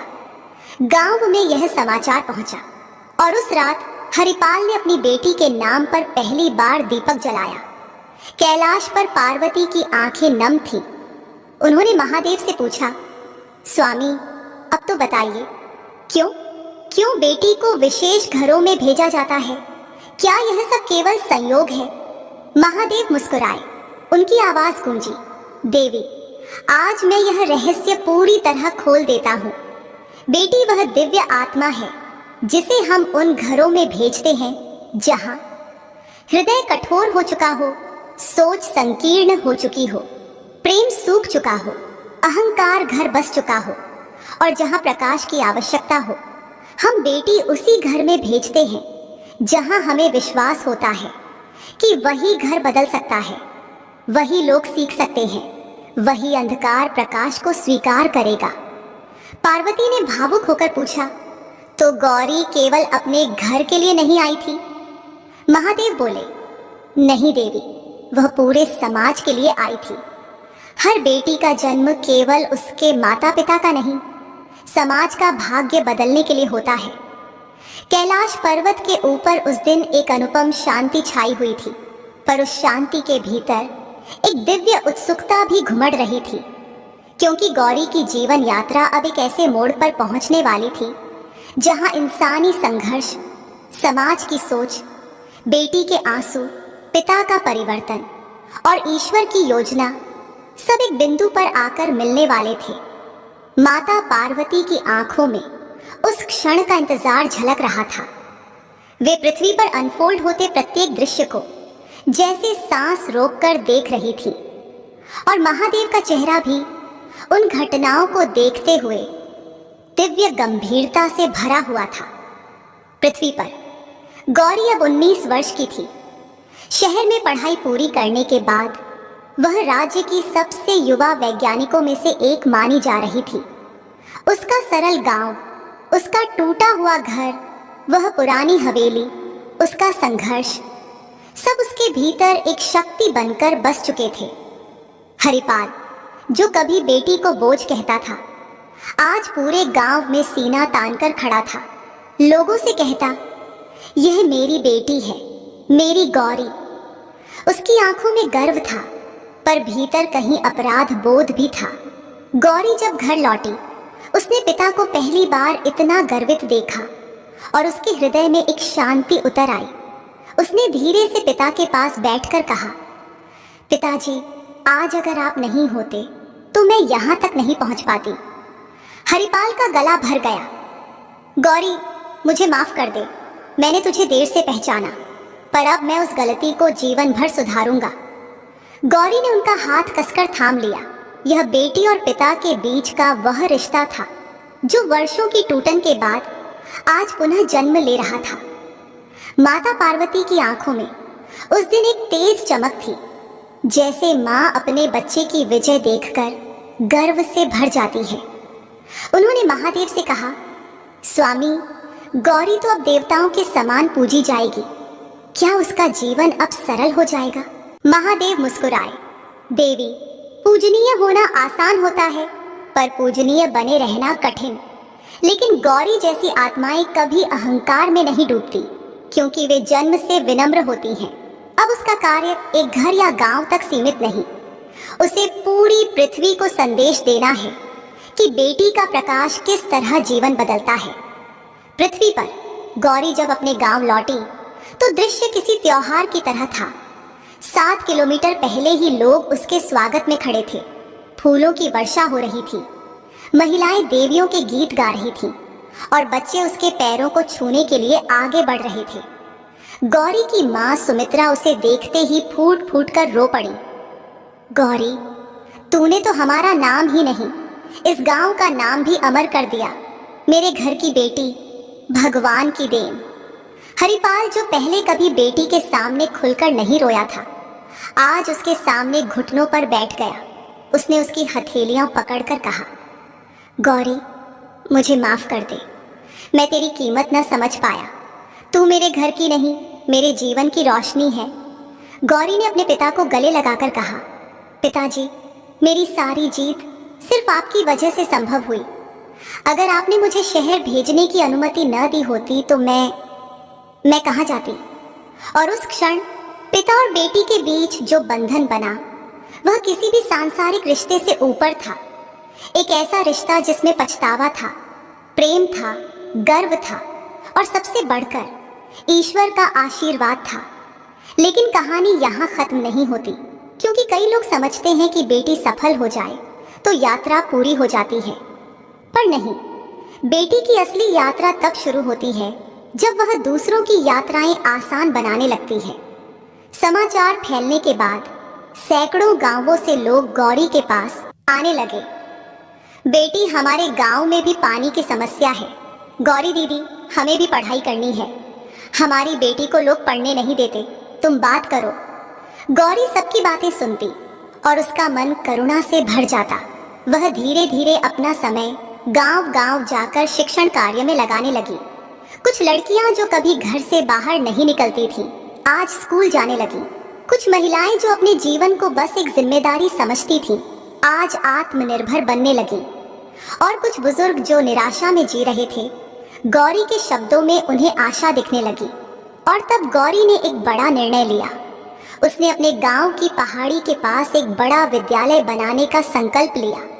यह विद्यालय सिर्फ पढ़ाई के लिए नहीं होगा, ये वह स्थान होगा जहां बेटियां सीखेंगी कि वे किसी से कम नहीं, और बेटे सीखेंगे कि सम्मान सबसे बड़ी शिक्षा है। गांव वाले चौंक गए। इतना बड़ा विद्यालय बेटियों के लिए? गौरी ने कहा, हाँ, क्योंकि भविष्य तब बदलेगा जब बेटियां शिक्षा और बेटे संस्कार दोनों सीखेंगे। कैलाश पर पार्वती यह सुनकर खिल उठी। स्वामी, यह तो किसी युग स्थापना जैसा है। गौरी सच में पृथ्वी पर परिवर्तन बन गई है। महादेव बोले, बेटियों में यही शक्ति होती है देवी। एक बेटी जन्म लेती है तो सिर्फ एक घर नहीं, एक पीढ़ी बदलती है। विद्यालय के निर्माण के दौरान गौरी दिन रात मजदूरों के साथ काम करती, ईंटें उठाती, नक्शा बनाती, भट्ठे पर ईंटें सुखाती, बुजुर्गों से राय लेती, बच्चों को पढ़ाती। लोग कहते, यह लड़की इंसान नहीं, देवदूत है। लेकिन जैसे जैसे विद्यालय का निर्माण आगे बढ़ता गया, समाज का एक हिस्सा बदलने लगा, पर एक हिस्सा ईर्ष्या, कटुता और अंधकार से भर गया। कुछ पुरुष बोले, लड़की होकर इतना बड़ा काम करेगी, ये हमें शर्मिंदा कर रही है। कुछ महिलाएं बोली, हमारी बेटी पढ़ेगी तो घर कौन संभालेगा।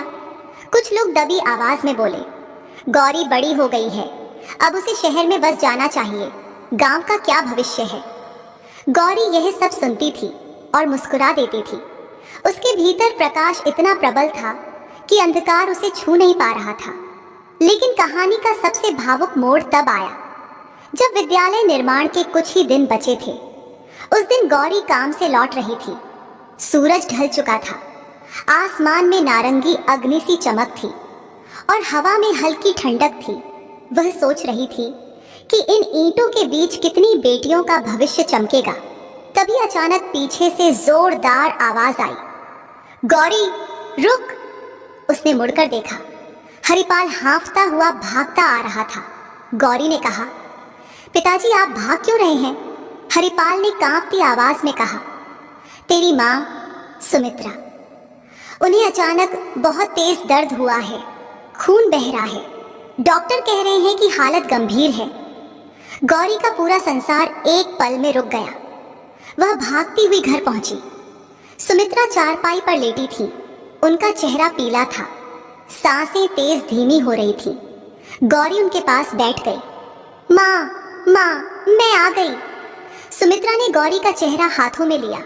गौरी, मेरी बच्ची, तूने जो किया उस पर मुझे गर्व है। गौरी रो पड़ी। माँ, आप ठीक हो जाएंगी, मैं जा रही हूँ डॉक्टर को बुलाने। सुमित्रा ने हाथ पकड़ लिया। नहीं बेटी, अब मुझे ज्यादा समय नहीं है। यह सुनकर गौरी का हृदय फट गया। हरिपाल बाहर बैठा था, उसकी आंखें लाल थीं। वह अपना सिर पकड़कर रो रहा था। सुमित्रा ने अंतिम सांसों में गौरी से कहा, बेटी, मरने के बाद भी मैं तेरे साथ रहूंगी। हानो, तू मेरा उजाला है। और उनके शब्द टूट गए, उनकी सांस रुक गई। गौरी चीख पड़ी, माँ! कैलाश पर पार्वती कांप गई। स्वामी, यह क्यों? गौरी को इतना भारी दुख क्यों? महादेव ने गहरी आवाज में कहा, देवी, बेटी को जब तक दुहक न मिले वह दूसरों के दुहक का मूल्य नहीं समझती। यह गौरी की आत्मा का अंतिम शोधन है। गौरी अपनी माँ के दाह संस्कार के समय शांत बैठी रही।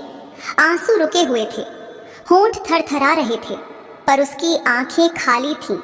गांव वाले बोली, सुमित्रा ने अपनी बेटी का उजाला दुनिया को दे दिया और खुद चली गई। उस रात गौरी अकेले मंदिर गई। उसने दीपक जलाया और फूट फूट कर रो पड़ी, भगवान, आपने मेरी माँ को क्यों ले लिया? क्या मैं इतनी बड़ी हो गई थी कि मुझे माँ की जरूरत नहीं थी? और तभी मंदिर में एक दिव्य चमक फैली। वही मंदार की खुशबू, वही शांति, वही कंपन। महादेव प्रकट हुए। गौरी जमीन पर गिर पड़ी। प्रभु, महादेव ने उसके सिर पर हाथ रखा। गौरी, तेरी माँ का शरीर खत्म हुआ है, पर उसका आशीर्वाद नहीं। वह तेरे भीतर है, हर सांस में है। गौरी रोते हुए बोली, स्वामी, अब मैं अकेली हूँ। महादेव बोले, बेटी, पुत्र अकेला होता है, पुत्री कभी अकेली नहीं होती, क्योंकि वह वहीं जन्म लेती है जहाँ ईश्वर को अपना अंश भेजना होता है। गौरी ने आंसू पोंछते हुए पूछा, स्वामी, क्या मेरा जीवन अब अधूरा रह जाएगा? महादेव उत्तर देते हैं, नहीं बेटी, अब तेरा वास्तविक कार्य शुरू होगा। तेरा जन्म केवल अपने घर का भाग्य बदलने के लिए नहीं हुआ था। तू उस प्रकाश का प्रतीक है जिसे हम दुनिया को दिखाना चाहते हैं। बेटी वहां जाती है जहां बदलाव की सबसे अधिक आवश्यकता होती है। और उसी रात गौरी ने विद्यालय निर्माण पूरा कराया। उसका नाम रखा देवी सुमित्रा बालिका विद्यापीठ। उस विद्यालय के द्वार पर पत्थर पर लिखवाया, जिस घर में बेटी जन्म ले वहां भगवान स्वयं आते हैं। कैलाश पर पार्वती की आंखों से आंसू बहते रहे। स्वामी, अब कथा पूर्ण हुई? महादेव मुस्कुराए, नहीं देवी, यह कथा कभी पूर्ण नहीं होती। जहां भी बेटी जन्म लेती है, नई कथा शुरू हो जाती है। गौरी ने अपनी मां के नाम पर देवी सुमित्रा बालिका विद्यापीठ बनवाया और उस दिन पूरे गांव, पूरे जिले और कई राज्यों से लोग आए। उद्घाटन में केवल नेता या अधिकारी नहीं, बल्कि सैकड़ों बेटियां आईं। कुछ फटी चप्पलों में, कुछ नंगे पांव, कुछ पिता के कंधों पर बैठी, कुछ माँ का हाथ पकड़े। जिस दिन विद्यालय के द्वार खुले, उस दिन सूरज भी जैसे एक अलग ही चमक के साथ उगा था। हवा में हल्की ठंडक थी और मंदिर की घंटियों की ध्वनि इतनी मधुर थी जैसे कैलाश से आ रही हो। गौरी उस विशाल भवन के सामने खड़ी थी, सफेद रंग से रंगा हुआ, धूप में चमकता हुआ, और प्रवेश द्वार पर पत्थर पर उकेरा हुआ वाक्य, जिस घर में बेटी जन्म ले वहां स्वयं भगवान निवास करते हैं। बच्चे कतारों में खड़े थे, महिलाएं आंसू पोंछ रही थीं और हरिपाल अपने जीवन में पहली बार आत्मगौरव से भरकर अपनी बेटी को देख रहा था। उसकी आंखों में अपराध बोध था, लेकिन उससे बड़ा गर्व था कि उसकी बेटी का जन्म किसी चमत्कार से कम नहीं था। उस दिन गौरी मंच पर खड़ी हुई और बोली, यह विद्यालय केवल पढ़ाई के लिए नहीं है, ये वही स्थान है जहां हर बेटी अपनी पहचान पाएगी, जहां बेटे सीखेंगे कि सम्मान क्या होता है, जहां गरीबी किसी सपने को रोक नहीं सकेगी, जहां हर बच्चा जानेगा कि ईश्वर बेटियों की हथेलियों में पूरा भविष्य लिखता है। तालियों से पूरा आकाश गूंज उठा और तभी गौरी ने मंच पर एक दीपक जलाया। वह दीपक उसकी माँ की याद में था और जैसे ही उसकी लौ उठी, हवा में एक अद्भुत कंपन दौड़ गया, जिसे केवल संवेदनशील मन ही महसूस कर सकते थे। अचानक विद्यालय के द्वार पर गांव की एक बूढ़ी औरत आई। यह वही औरत थी जिसने सालों पहले गौरी के जन्म पर कहा था, बोझ पैदा हुआ है। उसकी आंखें आज शर्म से झुकी थीं, हाथ कांप रहे थे। उसने भीड़ के सामने कहा, गौरी बेटी, मुझे माफ कर दे। मैंने तेरे जन्म पर तुझे बोझ कहा था, पर आज समझ रही हूं कि तू भगवान का वरदान है। काश मैं अपनी जिंदगी में एक बार बेटे जैसी खुशी महसूस कर पाती, पर आज लग रहा है कि बेटी ही असली खुशी है। गौरी उसके पास गई, उसके हाथ पकड़कर बोली, बुआ, बेटी कभी बोझ नहीं होती। आप तो मेरी दादी जैसी हैं। आपका आशीर्वाद मेरे लिए सबसे बड़ी ताकत है। सैकड़ों लोग रो पड़े। गौरी सिर्फ एक लड़की नहीं रही थी, वह एक युग बन चुकी थी। विद्यालय खुला, हजारों बच्चे हर साल वहां पढ़ने लगे। बेटियां आत्मविश्वास से भरकर निकलने लगीं। कुछ डॉक्टर बनी, कुछ शिक्षक, कुछ वैज्ञानिक, कुछ अधिकारी, और कई लड़कियां तो सिर्फ गौरी का नाम सुनकर ही संघर्ष में ताकत पा लेती थी। उनके लिए गौरी कोई नाम नहीं, प्रेरणा थी। लेकिन गौरी के जीवन ने तब एक और बड़ा अध्याय देखा, जब राज्य सरकार ने उसे राष्ट्रीय महिला आयोग में उच्च पद की जिम्मेदारी सौंपने का प्रस्ताव दिया। गौरी ने विनम्र स्वर में कहा, मेरे लिए सबसे बड़ा पद सेवा है, कुर्सियां नहीं। लेकिन अगर इस पद से मैं हजारों बेटियों का जीवन बदल सकती हूँ तो मैं स्वीकार करती हूँ। और वह काम में लग गई।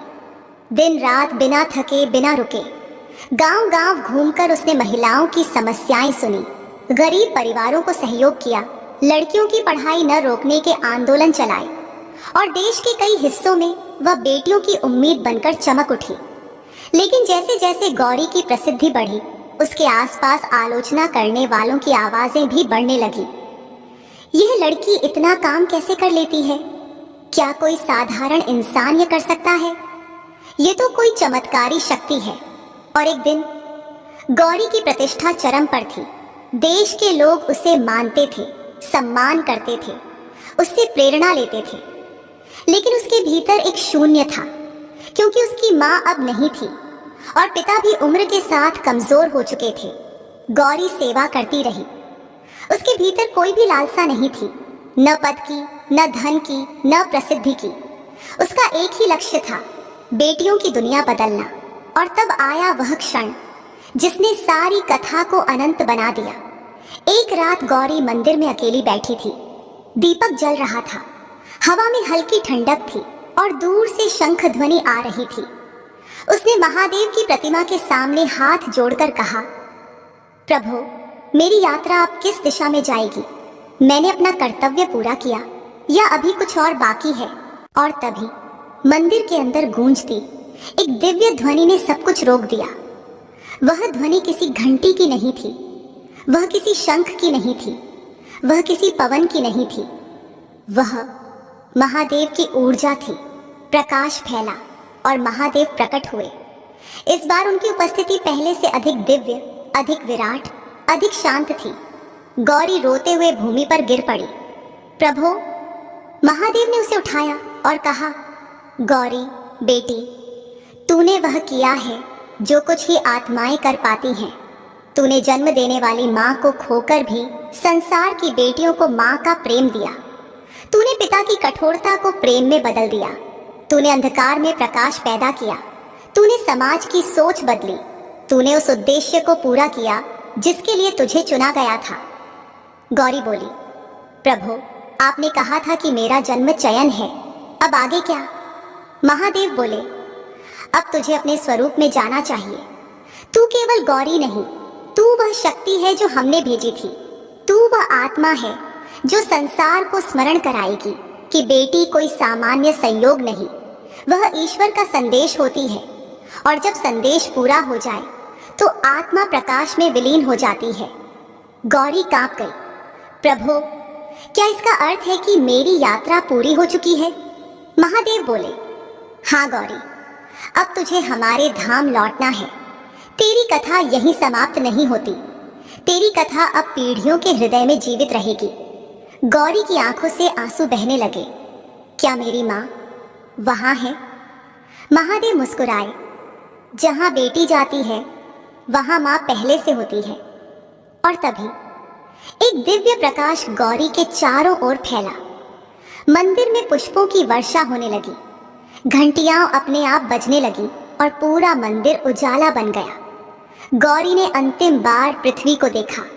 उसकी आंखों में शांति थी और अगले ही क्षण वह प्रकाश में विलीन हो गई। गांव में मंदिर की घंटियां रात भर बजती रहीं। लोग कहते, आज मंदिर में चमत्कार हुआ है।